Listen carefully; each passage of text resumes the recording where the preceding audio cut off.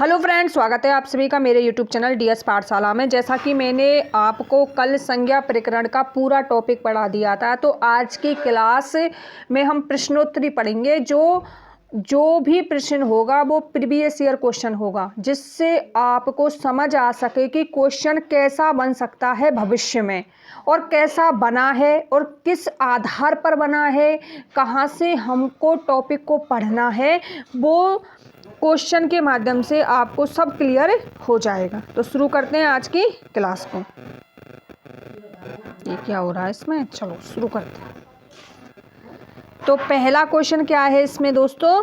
पहला क्वेश्चन है, देखो मैंने जब आपको परिभाषा बताई थी संज्ञा की, तभी मैंने आपको बताया था कि आप नॉर्मली संज्ञा की परिभाषा कक्षा 3 से पढ़ते आ रहे हो, लेकिन इसमें चेंजमेंट अब देखो थर्ड ग्रेड 2010 में पूछा गया है। जिस भर्ती परीक्षा की आप तैयारी कर रहे हो, रीट भर्ती परीक्षा, उसको ग्रेड थर्ड भी बोलते हैं, उसमें 2010 में ये क्वेश्चन पूछा गया है कि निम्न शब्दों का रूप, लिंग, वचन और कारक के आधार पर परिवर्तन हो जाता है, वे कहलाते हैं। तो यहाँ पे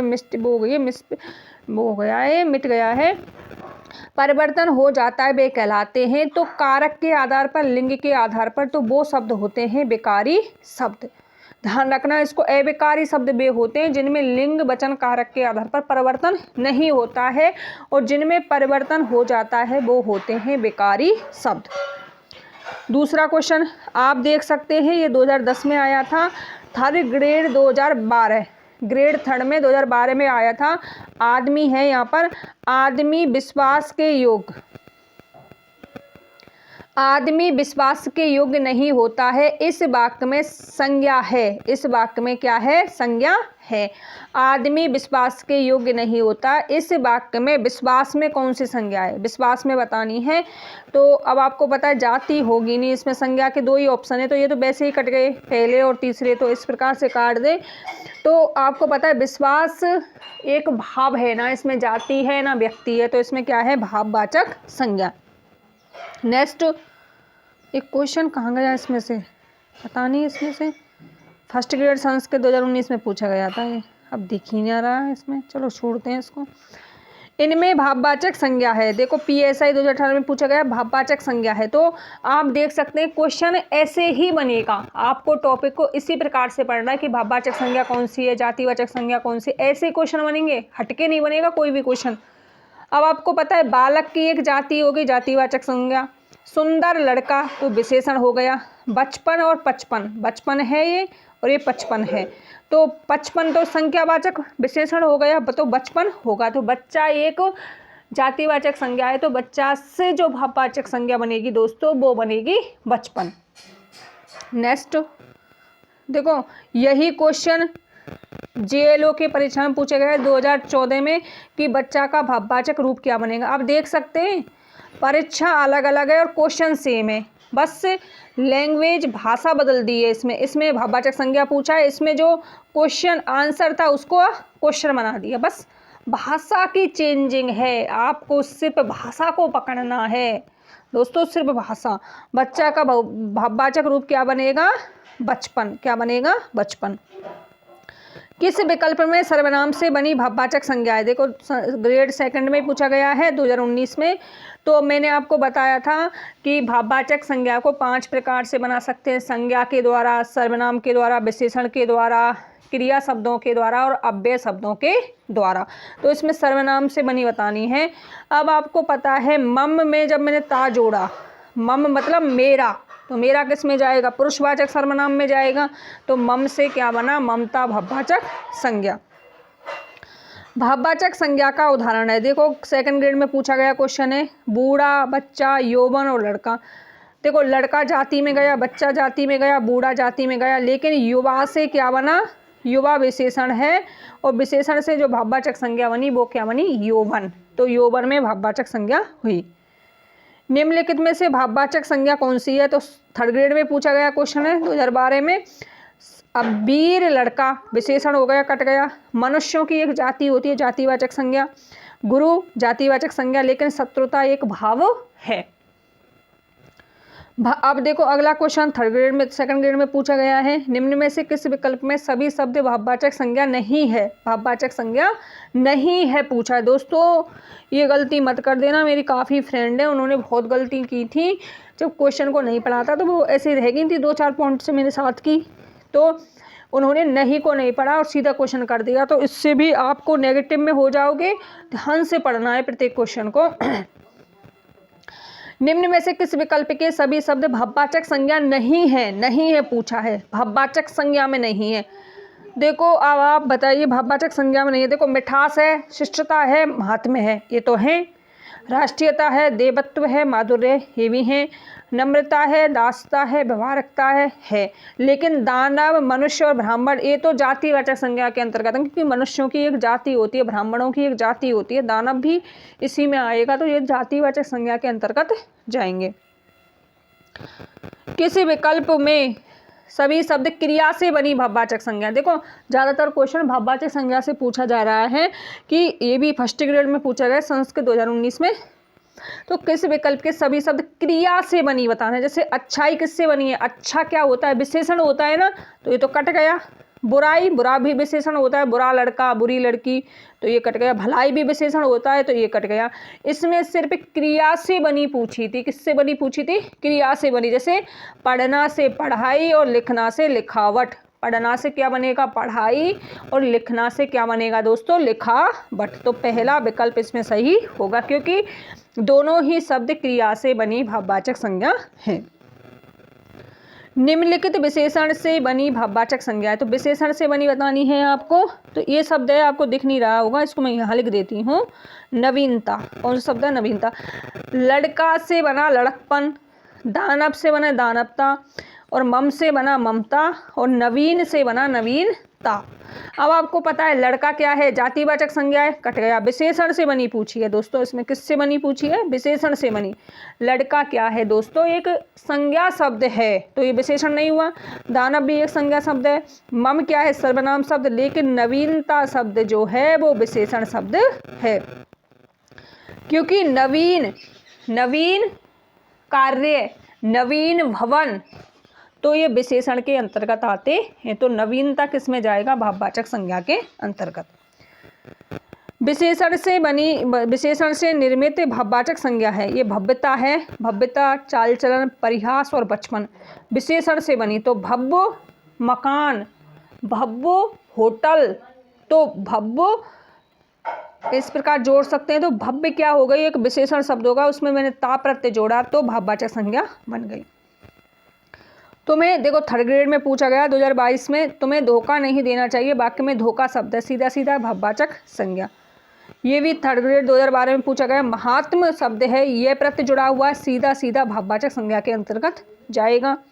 कौन सा शब्द संज्ञा है? अब देख सकते हैं थर्ड ग्रेड 2012 में पूछा गया है। क्रुद्ध, क्रोधी, क्रोध और क्रोधता। क्रोधी लड़का, ये तो होने क्रोध। क्रोध क्या है? मूल भाववाचक। मैंने आपको दो बताई थी, यौगिक और अयौगिक, तो ये अयौगिक या मूल भाववाचक संज्ञा के अंतर्गत आएगी। अगला क्वेश्चन, भारतीय सेना बहुत शक्तिशाली है, वाक्य में सेना शब्द है। सेना क्या है? एक समुदाय वाचक संज्ञा शब्द। थर्ड ग्रेड 2012 में पूछा गया है, ये भी मैंने कराया था। कोयला में संज्ञा शब्द बताइए कौन सा होगा? 2012 में पूछा गया, थर्ड ग्रेड में ही। व्यक्तिवाचक, समूहवाचक, भाववाचक और जातिवाचक। तो कोल्हा का, कोल्हे की एक क्या होती है? पूरी जाति होती है, तो जातिवाचक के अंतर्गत जाएगा। तो ये सेकंड ग्रेड में पूछा गया, निम्न में से किस विकल्प में सभी शब्द जातिवाचक संज्ञा के उदाहरण हैं? देखो हिमालय व्यक्तिगत पर्वत का नाम दे दिया, तो कट गया, ये तो व्यक्तिवाचक में गया हिमालय। दिल्ली किसी शहर का नाम दे दिया, बिल्कुल शहर बता दिया फिक्स, तो व्यक्तिवाचक में गया। मोहन किसी व्यक्ति का नाम दे दिया, व्यक्तिवाचक में लेकर गया।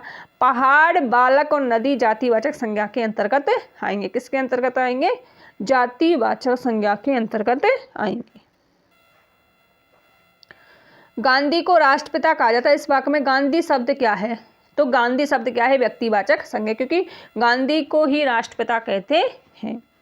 ऐसे सरदार लोहे पुरुष कहे जाते हैं, सरदार पटेल को लोहा पुरुष कहा जाता है, तो इसमें भी व्यक्तिवाचक संज्ञा होगी। जातिवाचक संज्ञा नहीं है पूछा है, रीट 2021-11 में पूछा गया है। जातिवाचक पूछा है, लोहा जाति है, लकड़ी जाति है, पुस्तक जाति, लेकिन शैशव एक भाववाचक संज्ञा है जो शिशु शब्द से बना है। दोस्तों किससे बना है? शिशु शब्द से बना है। निम्न में से किस विकल्प के सभी शब्द जातिवाचक संज्ञा हैं? देखो सेकंड ग्रेड 2017 में यही क्वेश्चन था और आप देख सकते हैं अभी मैंने पढ़ा सेकंड ग्रेड 2014 में सेम क्वेश्चन है, रिपीट हुआ है बिल्कुल। सेकंड ग्रेड 2014 में और सेकंड ग्रेड 2017 में यही क्वेश्चन, बस ऑप्शन ऊपर नीचे कर दिए, नहीं तो वही है। जातिवाचक सभी शब्द पूछे हैं, कैसे शब्द? सभी शब्द। देखो गंगा नहीं होगा, जयपुर नहीं होगा, व्यक्ति विशेष हो गया, मोहन व्यक्ति विशेष हो गया, वही उदाहरण है सेम की सेम। पुस्तक, पहाड़ और नदी जातिवाचक संज्ञा के अंतर्गत आएंगे। तभी तो बोलती हूँ आपसे बार बार कि प्रीवियस ईयर क्वेश्चन देखा करें, प्रीवियस ईयर क्वेश्चन रिपीट होते हैं, मिलते जुलते ऑप्शन होते हैं उसमें। सेकंड ग्रेड में पूछा गया क्वेश्चन है, निम्न में से संज्ञा शब्द है भावाए, सौंदर्य, दर्शनीय, ये शब्द और कल्पना। तो संज्ञा शब्द बताने हैं आपको। अब आपको इतना तो पता होगा, दर्शनीय स्थल, तो दर्शनीय स्थल, तो ये तो क्या हो गया दोस्तों? विशेषण शब्द हो गया दर्शनीय। 3 विकल्प किसमें? इसमें है, ये तो कट गया, ठीक है। वावाहे स्थिति मतलब डरावनी स्थिति, तो 1 विकल्प भी नहीं होगा, इसमें भी है। अब आपको पता है इसमें भी 3 था, तो ये भी कट गया। तो सौंदर्य और कल्पना, सौंदर्य भाव हो गया और कल्पना भी एक भाव हो गया, भाववाचक संज्ञा हो गई 2 और 4। 25 क्वेश्चन थे। डॉक्टर देख सकते हैं रीट लेवल सेकंड में 2021 में पूछा गया क्वेश्चन है। डॉक्टर चंद्रा अद्यम शासकीय धनीति 2021 की भर्ती परीक्षा थी जो रद्द हुई थी। इसमें भी मेरे 130 क्वेश्चन सही थे 150 में से, लेकिन रद्द हो गई किसी कारणवश, भ्रष्टाचारी लोगों की वजह से। हमारा सिलेक्शन 1 साल बाद हुआ, फिर डबल पेपर हो गए, उसमें भी हमने सिलेक्शन ले ही लिया। क्योंकि मैं आपसे बार बार बोलती हूँ कि मेहनत करते रहिएगा दोस्तों, मेहनत कभी बेकार नहीं होती। सरस्वती माँ अपना ऋण है, जो भार है, वो अपने ऊपर कभी नहीं रखती, वापस लौटा के हमें दुगना देती है। तो डॉक्टर चंद्रा अद्यम शासकीय धनीति वाक्य में प्रयुक्त साहस शब्द किस व्याकरण कोटि का है? जब ये भर्ती परीक्षा हुई थी दोस्तों रीट लेवल 2, तो उसमें 30 में से 30 क्वेश्चन सही थे मेरे हिंदी में, एक भी क्वेश्चन ऐसा नहीं था जो गलत हो। शिक्षण विधियों के भी 15 क्वेश्चन सही थे और व्याकरण के 15 क्वेश्चन सही थे। क्योंकि वैसे मेरा सब्जेक्ट भी हिंदी है, इस वजह से कुछ थोड़ा इसका लाभ भी हुआ। तो मेरे 30 में से 30 थे। और अब जो रीट भर्ती परीक्षा हुई थी इसमें 2022 में, जो इसमें 70 क्वेश्चन आए थे हिंदी के, तो उसमें मैंने 68 क्वेश्चन किए थे। क्योंकि नेगेटिव मार्किंग थी, नेगेटिव मार्किंग की वजह से मैंने 68 क्वेश्चन किए थे, जिसमें से मेरे 66 क्वेश्चन सही थे। 2 क्वेश्चन ऐसे थे जो गलत हुए थे। हालांकि बोर्ड भर्ती परीक्षा में 2 डबल आंसर माने, तो उसकी वजह से 12 क्वेश्चन डिलीट किए गए थे हमारे। उसकी वजह से थोड़े मार्किंग में डाउन गिरावट देखने को मिली। हमें तो नुकसान हुआ क्योंकि हमारे राइट थे वो, और वो उन्होंने गलत कर दिए, डिलीट कर दिए, तो हमें तो नुकसान हुआ। फिर भी हमें अपनी मेहनत पर विश्वास था। 66 क्वेश्चन हमारे सही थे बिल्कुल। 2 क्वेश्चन ऐसे थे जो गलत हुए थे बाई मिस्टेक, ऐसे ही है, नेगेटिव मार्किंग थी इसलिए से। डॉक्टर चंद्रा अद्यम शासकीय धनीति वाक्य में प्रयुक्त साहस शब्द है। देखो काटते जाएं, गुणवाचक नहीं होगा, क्रिया विशेषण नहीं होगा, अव्यय नहीं होगा, भाववाचक संज्ञा होगी। वैसे इसमें गुणवाचक भी विशेषण हो सकता है, 2 विकल्प थे इसमें, इसलिए ये क्वेश्चन था वो आंसर की में डिलीट हुआ था। पीएसआई में किस वाक्य में व्यक्तिवाचक संज्ञा जातिवाचक संज्ञा के रूप में प्रयुक्त हुई है? व्यक्तिवाचक संज्ञा जातिवाचक संज्ञा। बुराई तो क्या है? एक भाववाचक संज्ञा है और बुराइयां जातिवाचक हो गया, तो ये तो भाववाचक से बनी हो गई। भाषा की भिन्नताओं के बावजूद देशवासी अभिन्न भिन्नताएं, भिन्नता क्या है? भाव है, ये भी कट गया। लोहे पुरुष एक दृढ़ संकल्प ने देश को एक सूत्र में, लोहे पुरुष, ये भी एक जातिवाचक संज्ञा हो गई। और देश में नटवर लाल, नटवर लालों की तरह तरह से ठगाए, तो नटवर किसी का नाम होता है ना, व्यक्तिवाचक संज्ञा हो गई। और जब इसका प्रयोग मैंने बहुवचन में किया तो वो ऑटोमेटिक ही अपने आप ही जातिवाचक संज्ञा बन जाती है। तो नटवर की जगह नटवर लालों तो जातिवाचक संज्ञा के अंतर्गत आएगी, और नटवर किस में जाएगा? व्यक्तिवाचक संज्ञा के अंतर्गत। निम्न में से क्रिया विशेषण से बनी भाववाचक संज्ञा। क्रिया विशेषण आप समझे, अव्यय शब्दों से। किससे पूछा है? अव्यय शब्दों से बनी भाववाचक संज्ञा है। तो क्षमता नहीं होगा, ममता नहीं होगा, विशालता नहीं होगा, शीघ्र से क्या होगा? शीघ्रता होगा। क्योंकि मैंने आपको पीडीएफ के माध्यम से पढ़ाया था, सर्वनाम के क्वेश्चन है आगे के, वो हम करेंगे नहीं इसमें। तो ये 25 क्वेश्चन थे दोस्तों। आप देख सकते हैं कि आपको पढ़ना कैसे है। ज़्यादातर क्वेश्चन हमारे जो हमने टॉपिक पढ़ा था, थ्योरी पार्ट पढ़ा था, उसमें से क्वेश्चन आए हैं, एक भी क्वेश्चन बाहर नहीं है। तो आपको इसमें अब पढ़ना क्या है? एक तो आपको भाववाचक संज्ञा को बहुत अच्छे से पढ़ना है कि भाववाचक संज्ञा किस किस प्रकार से बन सकती है। संज्ञा व्यक्तिवाचक से, भाववाचक, सर्वनाम से, विशेषण से, क्रिया विशेषण से और क्रिया शब्दों से। ये आपको अच्छे से याद करने, कौन सा भाववाचक शब्द है, कौन सा नहीं है, जातिवाचक में क्या जाएगा, व्यक्तिवाचक में क्या जाएगा, ये पॉइंट याद रखने। संज्ञा में आसानी से आपका 1 नंबर फिक्स हो गया। अब मुझे नहीं पता कि आपने कितना समझा, लेकिन मैंने अपना 100% देने की आपको कोशिश की है। आपका 1 नंबर मेरी तरफ से पक्का हो गया है। अब आपकी मेहनत है, आप कितना और पढ़ोगे घर पे, कितना क्या करोगे, लेकिन मेरा मानना है कि आपका 1 नंबर फिक्स हो गया। अब आपका गलत नहीं होना चाहिए संज्ञा में से यदि क्वेश्चन आता है तो। नेक्स्ट की क्लास में हम सर्वनाम का टॉपिक रखेंगे। तो आप जुड़ते रहें, अपने नोट्स बनाते रहें, बस मस्त होके पढ़ते रहें। टेंशन लेना नहीं है, प्रेशर देना नहीं है, माइंड को पढ़ते रहें बस। आप जरूर सफल होंगे 2024 की भर्ती परीक्षाओं में। मिलते हैं नेक्स्ट वीडियो में, तब तक आप अपना ध्यान रखिएगा। Bye bye, take care all of you.